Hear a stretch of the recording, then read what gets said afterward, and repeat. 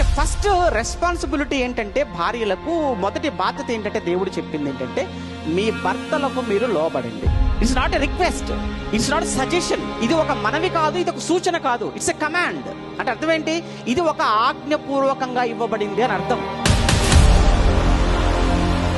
ఈ రోజుల్లో చాలా మంది స్త్రీల్లో ఉన్నటువంటి ప్రాబ్లం ఏంటంటే, నేను ఎందుకు లోపడాలి, నేను చదువుకున్నాను కదా, ఆయన చదివాడు నేను చదివాను, ఆయన ఉద్యోగం చేస్తాను నేను ఉద్యోగం చేస్తున్నాను, ఆయన వ్యాపారం చేస్తాను నేను వ్యాపారం చేస్తున్నాను, ఏ విషయంలో తక్కువ, నేను ఎందుకు లోబడాలి ఆయనకు? అంటే లోబడటం అనే దాన్ని ఏమనుకుంటున్నారు అంటే, అదేదో ఒక అవమానము అనుకుంటున్నారు. నో, లోబడటం అనేది అవమానం కాదు. అది